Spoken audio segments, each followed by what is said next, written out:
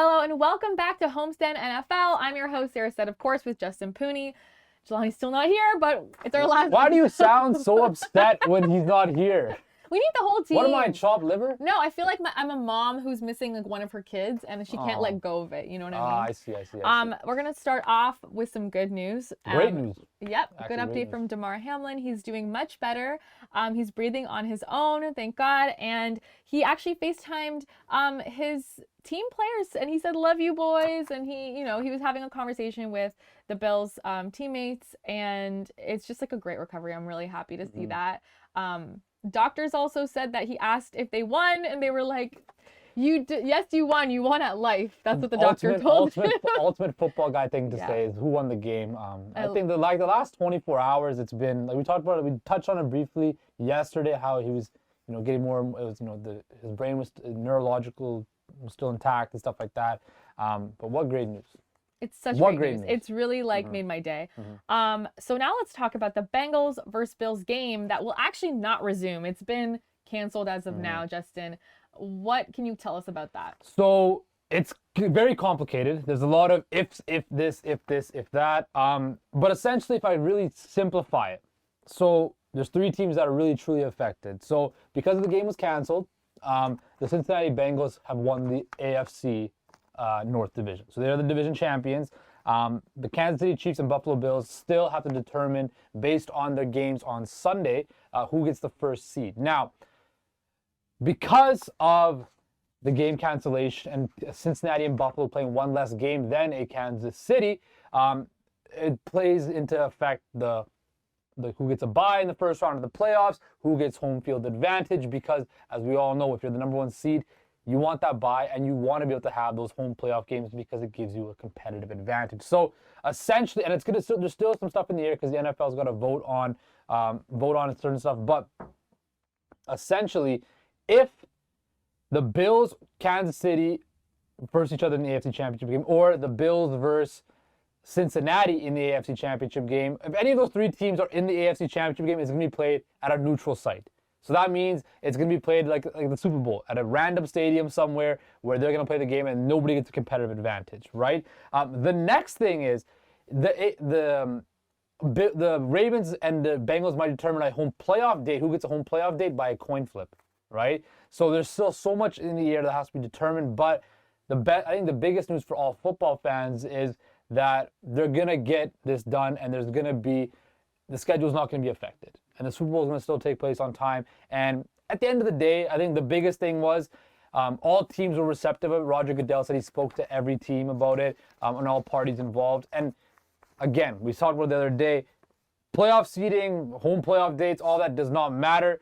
All that matters is a person's life that was at stake and that their health. And now that things are getting back to normal, we can now proceed forward. And again, somebody was going to get the short end of the stick, but in the grand scheme of things, it doesn't really matter.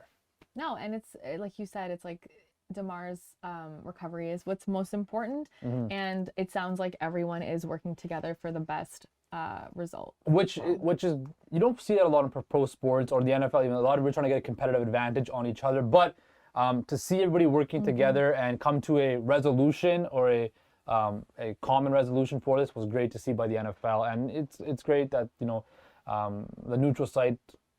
I wonder where the neutral site's going to be. It's definitely not going to be Detroit. They said that already. So I know our guy Jelani wants it to be in LA at the Rose Bowl. I don't think so, but we'll see where it's at.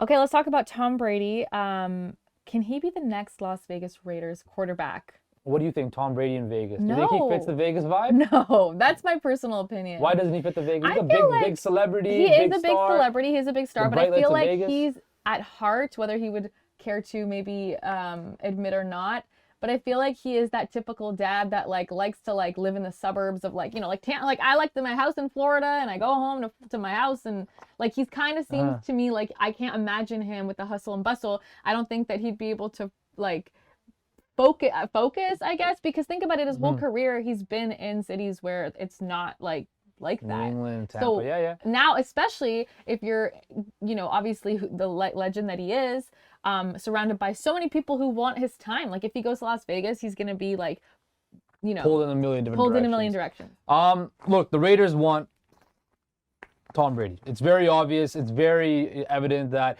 Mark Davis, the owner, wants Tom Brady. They have a brand new stadium. They're in Vegas. They're just moving off Derek Carr. They want Tom Brady because they want to compete with guys like Patrick Mahomes, Justin Herbert, who are in that division in the AFC, Lamar Jackson, Joe Burrow. The list goes on and on with the great quarterbacks.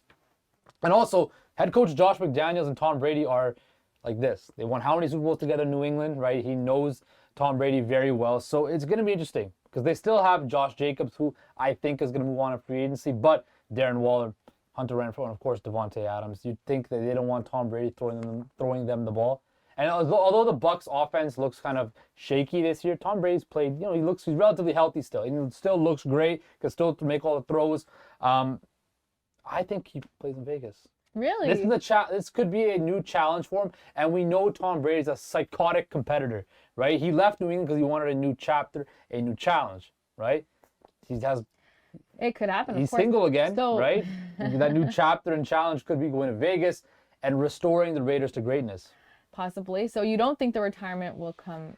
I don't know. I'm so on the fence with Tom Brady. Right? Like, one day I think he's going to retire. One day I think he's not going to retire.